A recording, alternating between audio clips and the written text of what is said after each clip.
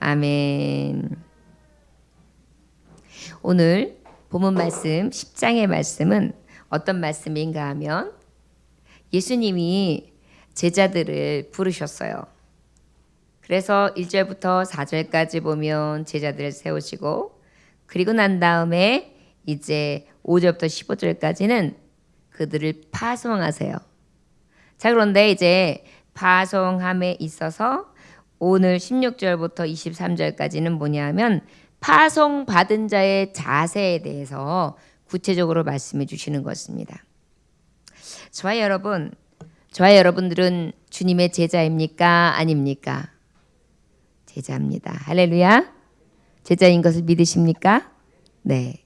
그럼 우리 주님께서 우리에게도 지금 똑같이 우리를 부르시고, 그리고 난 다음에 지금 파송하시고, 파송한 자의 자세에 대해서, 이 사명 받은 자의 자세에 대해서 오늘 말씀하시는데, 그 말씀이 곧 지금 들려주시는 제자를 향한, 나를 향한 하나님의 말씀이라는 것을 기억하시기를 주의 이름으로 축원합니다.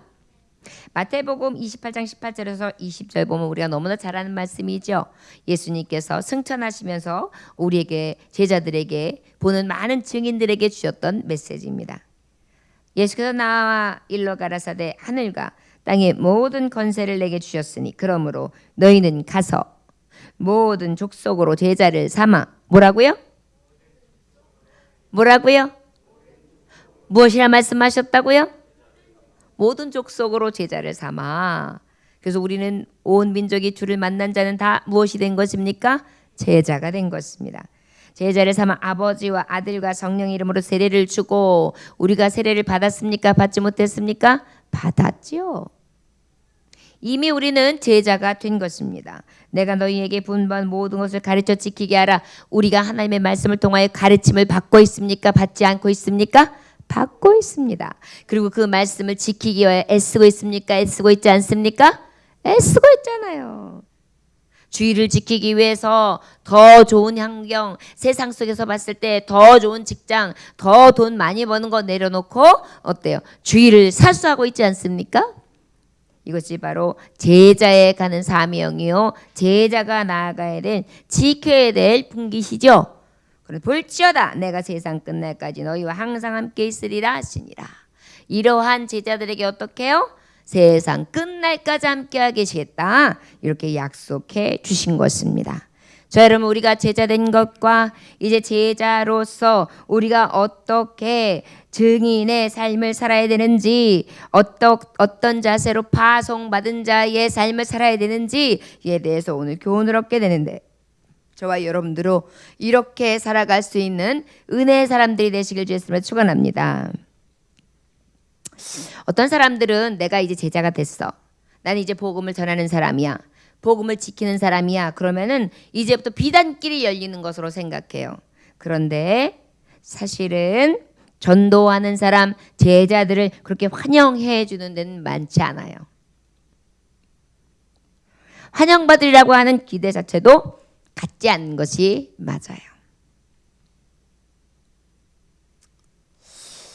더 나아가서 주님은 뭐라고 말씀하시냐면 16절에 보라 내가 너희를 보냄이 양을 이리 가운데 보낸 것 같다, 그렇게까지 말씀하세요. 잘 안 해주는 것뿐만이 아니라, 내가 생각했던 비단길이 아닌 것뿐만 아니라, 환영받지 못하는 것뿐만이 아니라, 이리떼에게 양은 어때요? 먹거리예요, 먹거리. 씹을거리예요, 씹을거리. 부서뜨릴 거리예요, 부서뜨릴 거리. 찢을거리예요, 찢을거리. 여러분, 우리가 세상에 나갔을 때 이 증인으로서의 삶을 살아가는데 하나님의 말씀을 지키고 나아간다는 것 자체가 우리가 생각할 때에 어떤 거냐? 평안하다. 주님은 평안을 주러 온 것이 아니라 검을 주러 오셨다 그랬어요. 그래서 우리는 성령의 검, 말씀의 검으로 세상의 이리떼들과 싸워 이겨야 되는 줄 믿습니다. 그래서 내가 이리 가운데 보낸 것 같다. 결국은 어떻게까지 해야 됩니까? 순교자들도 있잖아요. 죽음을 당해요. 자기의 일도 펼쳐보지 못해요. 여러분, 우리나라에 선교사들이 들어왔어요. 근데 선교사들의 보통 연령이 23세에서 29, 30 이랬어요. 가장 아름다운 때에, 가장 아름다운 청년 때에. 그것도 어떤 사람은 의사였어요. 어떤 사람은 학자였어요. 집안도 좋아요. 문벌도 좋아요.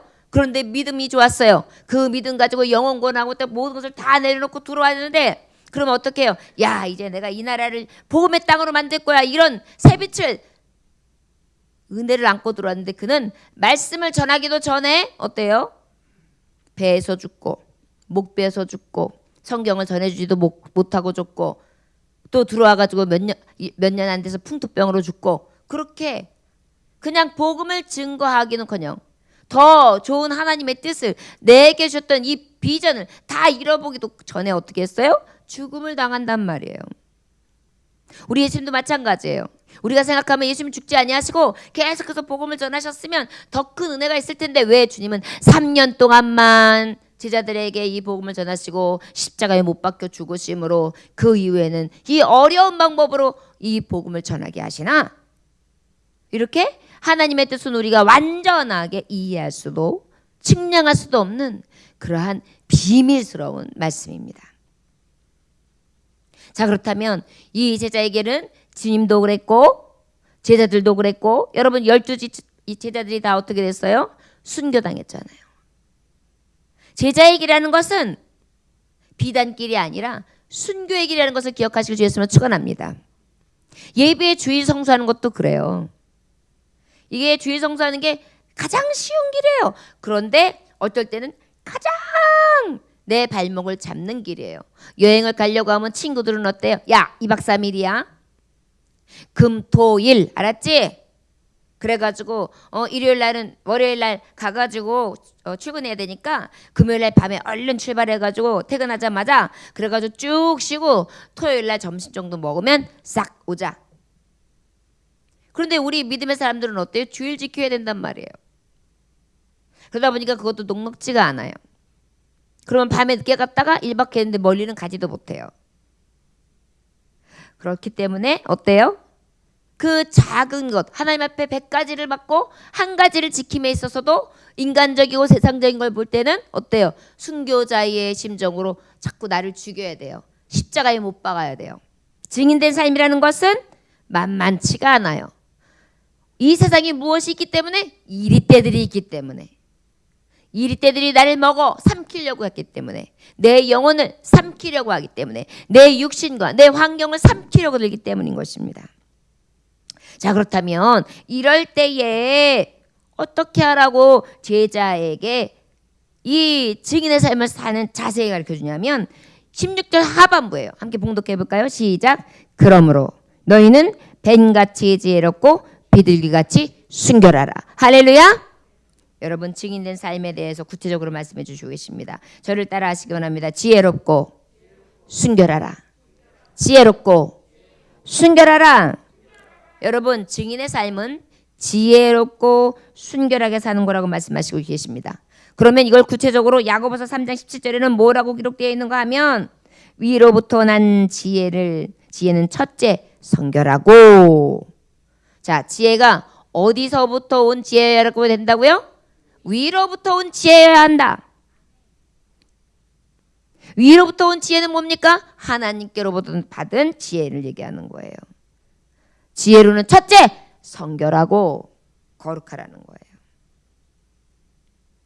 여러분, 우리가 이 땅을 살아가면서 이리떼에 먹히지 않는 방법 중에 하나가 뭐냐? 위로부터 오는 지혜인데, 이 위로부터 난 지혜는 성결하기 시작하는 거예요. 거룩한 거예요. 오늘 내가 거룩하기를,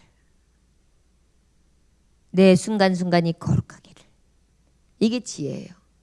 걸을 때든지 먹을 때든지 마실 때든지 누울 때든지 일어날 때든지 거룩하기를. 할렐루야. 네. 그러다 보니까 어때요? 원수마귀는 죄로 우리를 눕혀요. 죄 짓지 않으니까 어때요? 이길 수 있는 거예요. 지혜롭게 살아갈 수 있는 거예요. 이리가 아무리 입을 벌려도 먹을 수가 없어요. 왜요? 근신하여 깨어서 기도하면서 성결하게 하나님의 지혜로 딱 서 있으니까, 성령의 검으로 하나님의 지혜의 말씀으로 서 있으니까 번뜩이는 이 칼날 앞에 저들이 감히 옆에 올 수도 없는 것입니다. 뱀같이 지혜롭고 비둘기같이 순결하라. 이것은 뭐냐? 관용하고 양순하여 긍휼과 선한 열매가 가득하고, 야고보서 3장 17절에 이어가는 거예요. 첫째, 성결하고 관용하고 양순하며 긍휼과 선한 열매가 가득하고 편벽과 거짓이 없으며 화평케 하는 자들은 화평으로 심어 의의 열매를 거두라. 할렐루야. 네. 지혜롭고 순결한 길이 결국은 무엇입니까? 증인의 삶이에요. 위로부터 오는 지혜로 살아야 되는데 첫째가 성결이에요. 그런데 관용해야 돼요. 용납해 주는 거예요. 양순해야 돼요. 아주 온유하고 순해야 돼요. 긍휼해. 불쌍히 여기고 입장을 바꿔서 생각하면서 이해해 주는 거예요. 선한 열매를 가득 해야 돼요. 악한 열매가 아니라 선한 열매. 편벽과 거짓이 없어야 돼요. 아주 자기 생각하는 것, 자기 소견대로 한쪽으로 치우치는 것이 아니라 어때요? 늘 객관적으로 하나님의 눈으로 보는 거예요. 거짓이 없어야 돼요. 한 입으로 두 말해요. 이 앞에서는 좋은 척하다가 뒤에 가면 험담하고, 교회에서는 열심히 하는 척하지만 실제는 불평불만이 가득하고, 하나님 앞에 예배자로 서 있는 것 같지만 예배의 정성도 중심도 없고, 이런 거짓이 없게 할 때 이리 떼게 먹히지 않을 수 있는 뱀 같은 지혜와 비둘기 같은 순결함이 이른다는 것을 기억하시기를 원합니다. 화평케 하는 자들과 화평으로 심어. 여러분, 어디를 가든지 은혜의 사람들은 화평을 갖다 줘요. 하나 되게 만들어요. 다툼이 일어나는 곳에 가면 어때요? 화합하게 만들어요. 싸우는 곳에 가면 어때요? 그 싸움을 일소시켜요. 우는 곳에 가면 기쁨을 줘요. 탄식하는 곳에 가면 위로를 줘요. 여러분, 이것이 바로 어떤 사람이에요? 뱀같이 지혜롭고 비둘기같이 순결한 사람인 것입니다. 할렐루야. 그래야죠. 하나님의 사람이 가면 그냥 불화를 일으키고, 가면은 찢고, 가면은 헐고, 가면은 모함하고, 가면은 다툼을 일으키고, 가면은 문제를 일으킨다. 그러면 그것은 뭐예요? 하나님이 주신 증인의 삶이 아니라는 것입니다. 할렐루야. 여러분, 순결하신 예수 그리스도의 피로 거듭난 사람이, 예수 피값으로 사는 사람이 거듭나서 완전히 내 죄의 종의 모습이 아니라 의의 종의 모습, 의의 열매를 맺히는 모습을 보여야지. 그에 반하는 삶은 어때요? 증인이 되지 못한다는 것입니다. 할렐루야. 우리 기억하시고 오직 증인된 삶으로써 늘 위로부터 오는 지혜를 구하고 순결하게 살아갈 수 있기를 주 예수의 이름으로 축원합니다. 프랑스에 루이 11세라는 왕이 있었는데, 이 왕이 통치하던 당시에 프랑스에서 점을 너무 많이 쳤대요. 아주 미신에 그냥 꽉 차가지고 민심도 어지럽해요. 점을 갖다가 점괘가 이상하게 나오고 막 이래가지고 서로 소란하고, 어디가 점을 잘 치네 못 치네 그러면서 그 점괘를 보는 사람들이 다 거기에 취해가지고 거기서 해라 하는 대로 움직여가지고 나라 이게 완전히 어지러운 것입니다. 그래서 왕이 야, 이거 안 되겠다 싶어가지고 점쟁이들을 다 잡아들여라. 그래가지고 이 점치는 자들 다 죽여버리자 마음을 먹었어요. 그런 와중에 한 점쟁이를 딱 만났는데 하도 그 점을 잘 치는 사람이라고 그래가지고 이제 왕이 하도 가소로워가지고 야, 점쟁이를 조롱합니다. 네가 죽기 전에 너의 운명을 쳐봐라. 다른 사람의 운명을 치니까 너는 네 운명을 좀 쳐봐라. 어디 맞나 틀리나 두고 보자 그랬어요. 그랬더니 점쟁이가 한참 점을 보는 척 해더니만 어떡하겠어요. 지금 시간을 벌면서 우투가지 그러고 있는 거죠. 그런데 이 지혜가 발동을 한 거예요. 배야, 점괘가 나왔나이다. 그래, 말해봐라 네 운명이 어떤가. 왜냐, 죽으러 왔으니까 너 조금 있으면 죽어, 그 얘기거든요. 그런데 저의 운명은 폐하보다 사흘 일찍 죽는 운명입니다. 그 점쟁이가 죽었을까요? 죽지 않았을까요? 안 죽지요.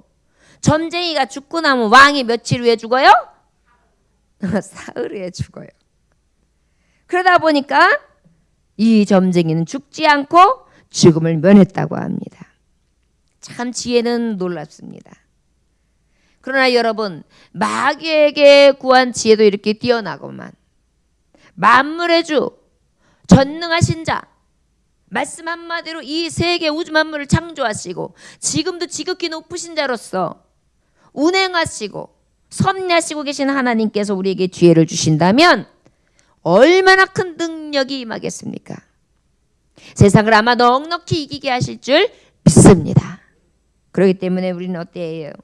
늘 위로부터 오는 지혜를 얻어서 그 지혜로 순결함을 지켜 이리 때가 우리를 먹지 못하도록, 죄의 때들이 우리를 먹어치우지 못하도록 의의 열매를 주렁주렁 맺을 수 있는 저와 여러분 증인의 삶을 살아갈 수 있는 은혜의 사람들이 되시기를 주 예수의 이름으로 축원합니다. 17절 우리 한번 봉독해 볼까요? 시작. 사람들은 삼가라. 그들이 너희를 공회에 넘겨주겠고 그들의 회당에서 채찍질하리라. 그 다음에 18절 시작. 또 너희가 나로 말미암아 총독들과 임금들 앞에 끌려가리니 이는 그들과 이방인들에게 증거가 되게 하려 하심이라. 야, 증인의 삶은 녹록지 않다라고 말씀하시고 난 다음에 이리때들에게 너희 맡기는 것 같다. 너희는 지혜가 있어야 된다. 그리고 순결을 구하라 그랬어요. 순결하라. 그리고 난 다음에 뭐라고 말씀하냐면 17절에 사람들을 삼가라 이렇게 말씀하고 있어요. 저를 따라 하시고는 증인의 삶, 사람들을 조심하라. 증인들의 삶, 사람들을 조심하라. 예, 성경이 말씀하시는 거예요. 누구를 조심하라고요? 사람들을 조심하랍니다. 자, 전도자들은 특히요 사람들을 조심해야 돼요. 사람을 너무 푹 믿어도 안 돼요. 항상 말씀드리지만 사람은 믿음의 대상이 아니라 어떤 대상이라고요? 사랑의 대상. 사람 믿다가는 어때요? 믿는 도끼에 발등을 팍팍 찍혀요. 그렇기 때문에 긍휼히 여기고 자비를 베풀고 사랑을 베풀기에는 사람에게 할 것이고 믿음의 대상은 오직 누구예요? 하나님 아버지만을 믿을 수 있는 저와 여러분들 되시기를 원합니다. 그렇다고 해서 사람은 안 믿어 이러라는 것이 아니라 그렇다는 말씀이에요. 자, 그러면 사람을 삼가라 조심해라 라고 말씀하고 있는데 사람들이 너희들 어떻게 할 거냐 지금 말씀하시기를 공회에 넘겨준다 그랬어요. 공회라는 것은 바로 무엇입니까? 하나님의 말씀의 법, 율법을 잘 지키고 있는지 그 법을 가리키고 그 법에 대해서 적용하고 그것에 대해서 어떻게 되어야 되는지 심판하고 재판하는 곳이에요.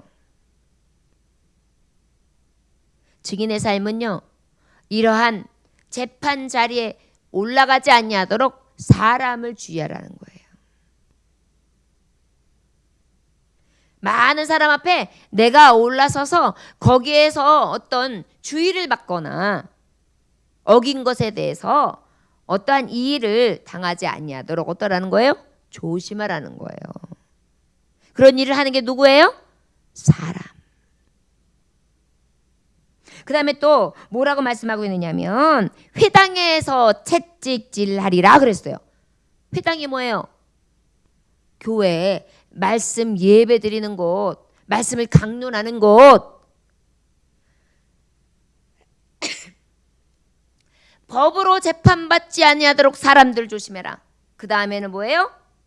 성도들끼리 예배함에 있어서 예배의 자리에서도 성도와 성도의 관계를 조심하라는 거예요. 사람 조심하라는 거예요. 어떤 사람들은요 예배를 다 드렸어요. 그러면 자기네끼리 친교회예요. 교제해요. 그러면 은혜의 교제를 해야 되잖아요. 말씀을 가지고 내가 어떤 것을 지키지 못하고 지키지 못했고 지키고 하나님 앞에 내가 어떤 기도의 제목이 생겼고 그 다음에 또 여러 가지 문제가 생겼을 때는 하나님 앞에 눈물로 기도하고 이 문제성을 가지고 서로 중보를 요청하면서 그렇게 나아가야 되잖아요. 그런데 어때요? 교회에서 예배자의 모습이 아닌 당을 짓고 도리어 하나님의 기쁨의 예배가 아니라 하나님 중심의 예배가 아니라 인간적 인본주의 정신을 가진 예배를 드리는 거예요. 사람 중심, 사람이 중심이 돼서 집사님 말이 맞고 권사님 말이 맞고 이렇게 한번 해보고 저렇게만 한번 하고. 여러분, 하나님이 보시기에 어떠한가, 하나님의 교회가 어떻게 나아가 되며 하나님께서 주신 말씀 앞에 목회자들이 기도하면서 함께 교회가 나아가야 될 방향을 제시하면 거기에 대해서 내가 어떻게 맡겨진 일에 대해서 충성을 다할 것을, 같이 할 것을 같이 하면서 기도해야 되잖아요. 근데 어때요? 그렇게 하지 않아요. 그러다 보니까 회당에 어떻게 된다? 책질질하리라. 자, 여러분, 이 말씀은 사실은 지금 교회 형평에 대해서 말씀하기보다는 그 당시의 형평이에요. 또 이 말씀은 반대로 말하면 어떤 말씀이냐면, 오히려 채찍질 하려고 모의하여 너희들을 데려가서 채찍질 할 거야. 이제 이거는 아주 의로움에도 불구하고 하나님의 의를 행하고 있음에도 불구하고 이런 불이익이 너희들에게 있을 거야 라고 말하는 거예요. 잘못되는 것에 대해서 말씀도 하시지만 어때요? 잘하고 있음에도 불구하고 회당에 끌려가기도 하고 공회에 끌려가기도 해. 그러니까 사람들을 조심해. 우리는 늘 교우가 되었든 이웃이 되었든 직장이 되었든 사람들 앞에 조심하고 또 조심할 수 있기를 원합니다. 말하는 거, 생각하는 거, 행하는 것이 하나님 앞에 죽게 하듯 하면 시험에 들지 않아요. 그게 바로 위로부터 오는 지혜예요. 주님을 대하듯이 하면 돼요. 그런데 사람 대하듯 하고 아랫사람 대하듯 하고 이럴 때 문제가 생기는 거예요. 부리는 사람으로 생각하고 이럴 때 문제가 생기는 거예요. 그런데 여러분, 말씀은 분명히 말씀하고 있어요. 죽게 하듯 하라. 할렐루야. 저를 따라하시기 원합니다. 사람에게 죽게 하듯 하면 증인의 삶은 완전합니다. 예, 주님 앞에 할 때 어때요? 최고 정성껏 할 거 아니에요. 최고의 예우를 드릴 거 아니에요. 최고로 인격적으로 존중해 드릴 거 아니에요. 그런데 그것이 어린아이부터 노년에 이르기까지 늘 주님을 대하듯이 하다 보니까 어때요? 두렵고 떨림으로 들여다 보니까 말에나 행동함에 있어서 실수가 없는 거예요. 할렐루야? 이게 증인된 삶이에요. 그럼에도 불구하고 만약에 회당이나 공회에 들어가서 채찍질을 맞거나 불리움을 받게 되면 그것은 왜요? 의를 위하여 핍박받는 자지요. 그러면 복이 또다. 하늘의 상이 큼이라. 할렐루야. 그렇기 때문에 우리는 할 수 있는 대로 이 의로운 증인의 삶을 살아야 될 줄 믿습니다. 이 말씀이 우리에게 주시는 교훈이에요.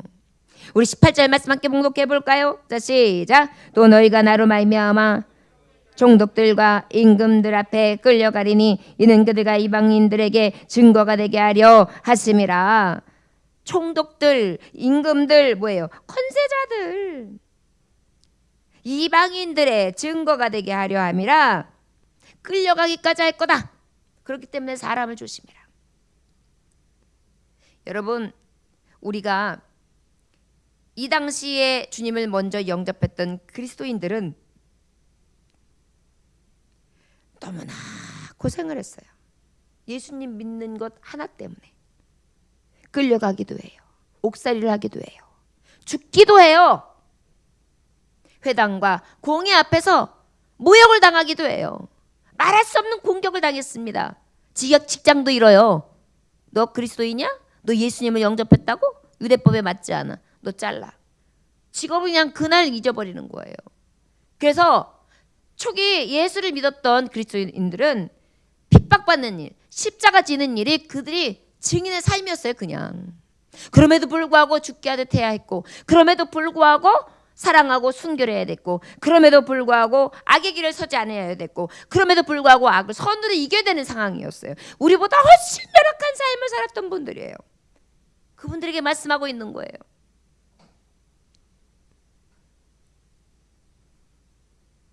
사람 조심해라. 여러분, 높은 자들 그리고 임금들에게 끌려가리니 이방인들의 증거가 되려 함이라. 그럼에도 불구하고 너희가 이 조심하는 증인의 삶을 살아간다면, 이 권세들 앞에서도 혹 이러한 일 당한다 할지라도 끝까지 믿음을 지킨다면 어떻게 해요? 우리 하나님이 기뻐하시겠죠? 증인되고 네가 넌 정말 하나님의 증인이야, 정말 예수 그리스도의 제자가 맞아 하는 증거로 삼는다는 거예요. 할렐루야. 저를 따라하시기 원합니다. 진짜 믿음의 사람이라는 증표를 내 손으로 잡읍시다. 할렐루야.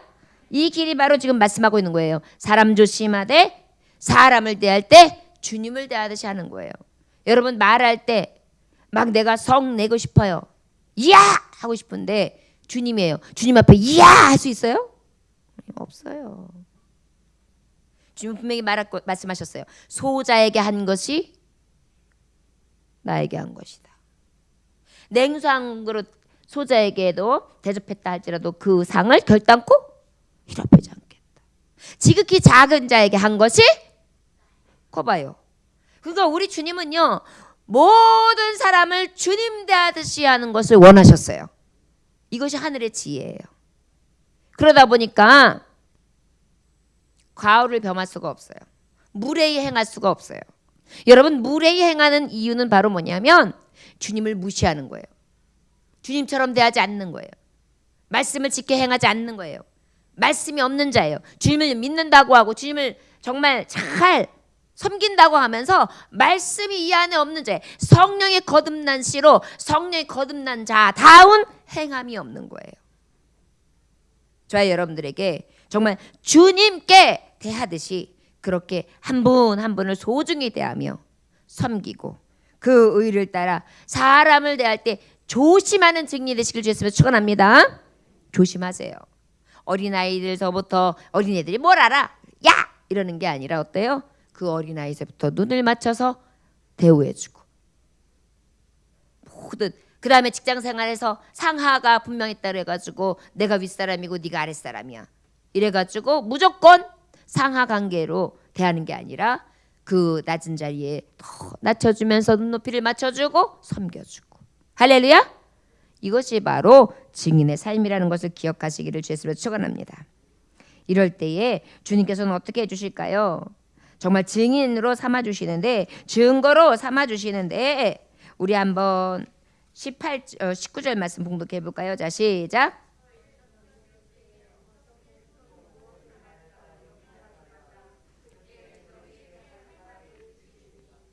(22절) 한번 봉독해 봅시다. 22절 시작.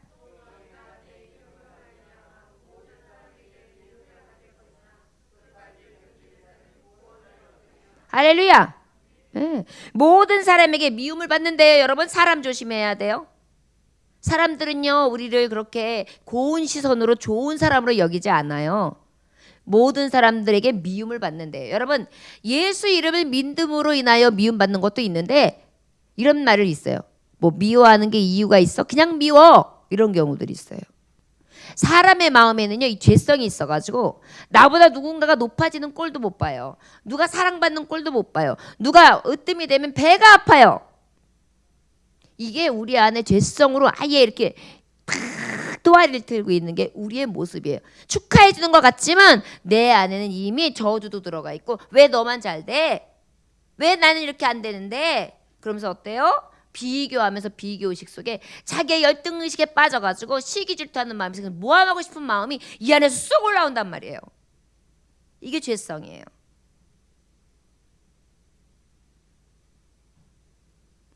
그렇기 때문에 사람은요 어떤 좋은 일이 있을 때도 미움받는 거 또 여러 가지 일에 대해서 이것이 당연하다고 생각해야 돼요. 그래서 더 조심해야 돼요. 할렐루야. 예. 웃는 얼굴에 침 못 뱉는 것처럼 우리가 선으로 대하면 악한 자들도 계속해서 악으로 대하기에는 부담스러운 거예요. 저와 여러분 사람을 조심하되 모든 사람들이 날 미워한다고 해가지고 이상히 생각하지 마세요. 말씀에 있잖아요. 네가 내 이름으로 나를 믿고 의지함으로 인하여 모든 사람들은 널 미워할 거야. 하나님 믿는 사람들은 더 미움 사요. 세상 앞에서. 그런데 끝까지 견디는 자는 무엇이 있다? 구원이 있다. 22절 끝밤에 보면 끝까지 견디는 자는 무엇이 있다? 구원을 얻으랴. 무엇이 있다? 이게 바로 합력하여 선을 이루시는 하나님이에요. 사람을 조심해야 돼요. 권세자들, 총독이나 감독이나 왕들에게 끌려가기도 하고 여러 가지 일들도 만나기도 하고 회당이나 공회에 선은 일들이 많이 생겼지만 그럼에도 불구하고 우리는 끝까지 조심하면서 주님을 대하듯이 하고 섬김으로 말미암아 하나님의 의를 이루어서 구원에 들어가는 놀라운 축복이 있어지길 주 예수로 축원합니다. 자, 그러면 또 증인의 삶은 어때야 되는지 말씀해 주시고 계시는데 우리 함께 볼까요? 다 같이 한번 19절 함께 봉독합니다. 한 번 더 시작.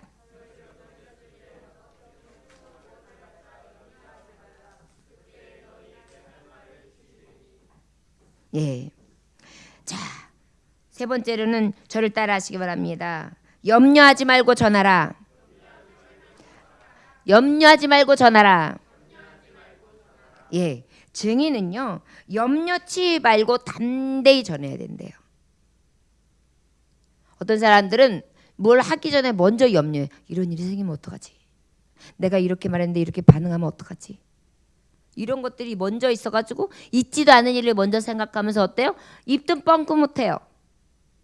그런데 뭐라고 말하죠? 너희를 넘겨줄 때 어떻게 또는 무엇을 말할까 염려하지 마라. 뭐냐면 이 회중들 앞에 섰을 때, 공의 앞에 섰을 때, 또 나아가 이방인들 앞에 섰을 때에, 너를 미워하는 사람들 앞에 섰을 때에 담대하라. 염려하지 마. 네 안에 성령님 계셔. 성령이 너에게 하실 말씀을 알려주시고 넉넉히 그 사람들 앞에서 의롭게 너의 말할 수 있는 능력이 생길 거야. 할렐루야. 이 제자들에게 주신 증인의 삶 가운데 약속이에요. 여러분, 우리 담대할 수 있는 이유가 있어요. 저를 따라 하시기 원하면 성령께서 내 입술을 주장하시고 성령께서 움직이십니다. 할렐루야. 할 말을 주신대요. 여러분, 우리가 왜 염려하느냐면 내 지식과 내 판단을 믿기 때문이에요. 그런데 하나님의 능력과 하나님의 의를 믿으면, 하나님의 능력을 믿으면 염려하지 않아요.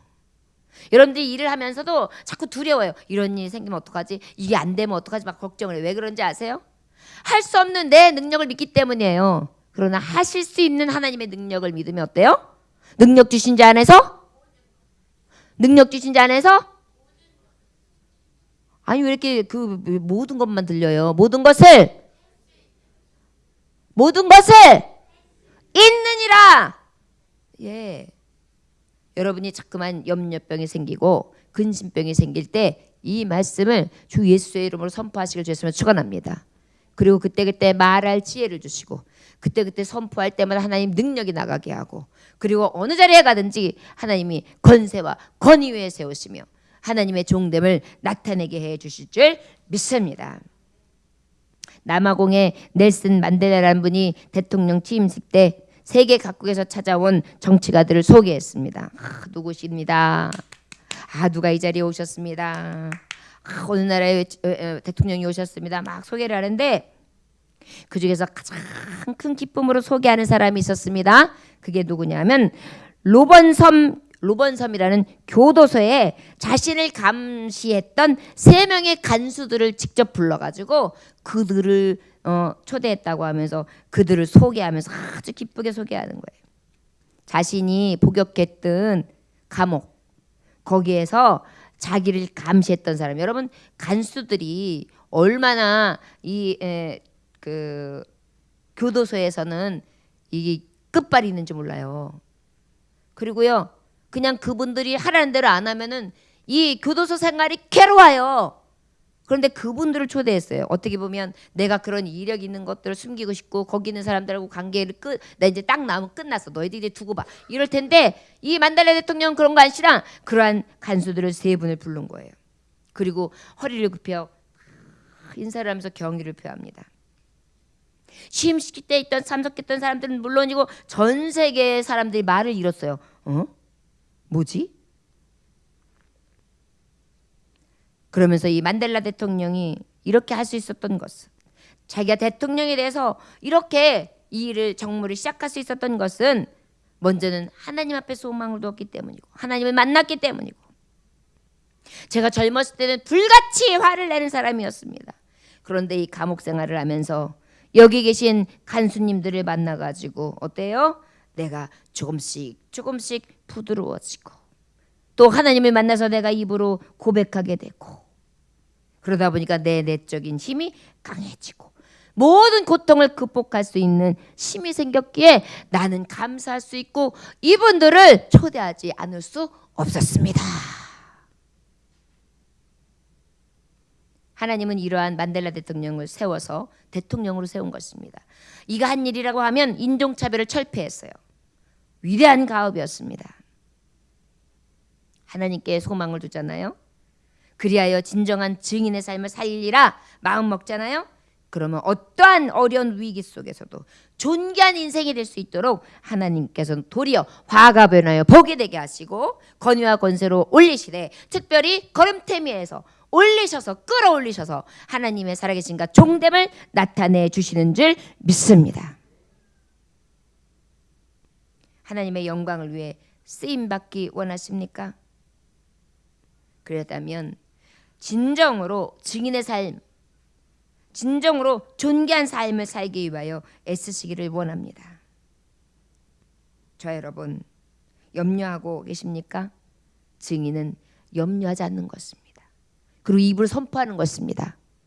믿는 자에게 능치 못함이 없다고 하신 주님 믿습니다. 할 수 있거든요. 무슨 말이냐? 믿는 자에게는 능치 못함이 없으며 할 수 있거든요. 무슨 말이냐? 뭉키무도. 그 다음에 할 수 있거든요. 무슨 말이냐? 그렇죠. 믿는 자에게 능치 못함이 없다. 모든 것을 할 수 있다. 이러한 것을 스스로 하나님 앞에 선포하며 나아가는 것입니다. 그리고 나는 반드시 하나님 앞에 영광 돌릴 거야. 나는 하나님 앞에 영광 돌리는 쓰임받는 사람이 될 거야. 그렇게 하나님을 의지하고 나아가시길 원합니다. 그러나 여러분 혹시 알량한 자신을 의지한다든지 사람을 의지하십니까? 여기 말씀하고 있잖아요. 증인의 삶은 사람 믿지 말라고. 아 사람 안 믿고 어떻게 삽니까? 이 세상에서 사람 믿으면서 살아야지. 목사님 이상한 말씀하시네. 사람은 사랑하라니까요. 주님 대하듯이 하라니까요. 그러나 내가 믿고 싶은 것만 믿는 그런 것은 하지 말라고요. 긍휼히 여기고 편벽되이 여기지 아니하며 불쌍히 여기고 사랑하며 이해하고 주님을 대하듯 겸손하게 섬김으로 그렇게 대해야 된다는 것입니다. 사람 의지하면 넘어져요. 돈을 의지합니까? 명예요? 건세요? 여러분 무엇을 의지하십니까? 오직 하나님을 의지하시고 소망을 두시기를 주의 이름으로 축원합니다. 예레미야서 14장 9절에서 10절에 보니까 여호와여 주는 오히려 우리 중에 계시고 우리는 주의 이름으로 일컬음을 받는 자이오니 우리를 버리지 마옵소서. 여호와께서 이 백성에게 대하여 말씀하시되 그들이 어그러진 길을 사랑하며 그 발을 금하지 아니하므로 나 여호와가 그들을 받지 아니하고 이제 그들의 죄를 기억하고 그 죄를 벌하리라 하시고, 우리 하나님은요 늘 그 죄인의 길에 서지 아니하며 의인의 길을 서는 증인의 삶을 어떻게 해요? 버리지 아니하시는 거예요. 그러나 이 증인의 삶을 벗어나서 죄의 길에 빠지면 어떻게 하신다고 분명히 말씀하시냐고 있냐면 죄를 벌하리라 말씀하고 있어요. 그런데 우리 하나님이 어떻게 말씀하시냐면 너무나 두려운 말씀이 있어요. 너희가 범한 죄를 철로 새기고 철판에 새기고 보석의 촉으로 새겨 내가 잊지 않으신다 그래요. 우리 하나님이 용서하신 하나님이에요. 기억지 아니하신 하나님의. 그런데 여러분 우리가 죄에 대해서 죄성을 고백하지 않냐고 회개하지 아니하고 하나님 주시는 이 말씀 가운데 양심으로 정말 돌아서지 아니하면 너무나 두렵게 지어지지 않고 너무나 확실하게 새겨 그려져 있다는 것을 기억하시길 주였으면 축원합니다. 증인의 삶은 어때야 되느냐? 오직 지혜와 순결을 구할 수 있기를 주였으면 축원합니다. 증인이 되는 길이에요. 그 다음에 어떻게 하라 그랬죠? 그 다음에 사람을 조심해야 돼요. 그런데 이 조심 속에 제1 뭐 해야 된다고요? 사람을 주님 대하듯이 죽게 하듯 합니다. 그러면 여러분 모든 성경을 이루는 거예요. 사람 앞에 죽게 하면 모든 것이 이루어지는 거예요. 할렐루야. 염려하지 말고 전합시다. 될까? 안 될까? 안 되면 어떠지? 이게 아니에요. 믿음으로 선포할 수 있기를 주의 이름으로 축원합니다. 남유다가 바벨론에 의해서 초토화되어 버렸을 때 이때 예레미야가 이 백성들이 자포자기하니까 어떻게 되는지 아십니까? 잡혀가 있는 그들에게 편지를 씁니다. 여러분, 이스라엘 백성이요, 성도들이요, 이러한 상황에서 좌절하지 말고 하나님 안에서 최선을 다해 삽시다. 때가 이르면 하나님께서 다시 당신들을 써주실 것입니다. 바벨론의 포로와 같은 고단한 삶을 사는 오늘날 그리스도인들도 마찬가지예요. 우리도 지금 포로 생활하는 것 같아요. 이 세상에 종노릇하고 있어요. 매일매일 시계추처럼 매일의 일상에 종노릇하고 있고 여러 가지 문제와 상황과 악순환이 되고 있는 여러 가지 악습관들과 쉽게 해결되지 않는 문제들로 인하여 어떻게 끌려다니고 있어요. 그럴수록 우리는 어떻게 될까요? 말씀에 귀를 기울여야 될 줄 믿습니다. 염려할 것이 아니라 염려하지 않냐고 하나님의 말씀을 듣고 그 말씀을 전하고 그 말씀을 선포하며 믿음으로 나아가야 된다는 것입니다. 바로 예레미야가 이러한 상황에서 염려보다 건개하고 믿음으로 선포한 것처럼 말이죠. 유대 민족들은요, 포로로 이 바벨론에게 잡혀가 난 다음에 완전히 실망했어요. 좌절했어요. 하나님의 임재가 없나 보다. 우리 하나님 죽은 하나님인가? 우리 하나님 살아계신 하나님이 아닌가 봐. 왜 그랬을까요? 예루살렘 성전이 완전히 속수무책으로 완전히 무너졌으니까 그 모습을 보고 폐허가 돼 있는 하나님의 영광, 하나님의 임재가 있는 그 성전이 와르르 무너져서 싹 망하게 생긴 그 무능한 하나님을 보니까 어떻게 기가 푹 죽은 거예요. 한숨만 쉬고 있었어요. 반에서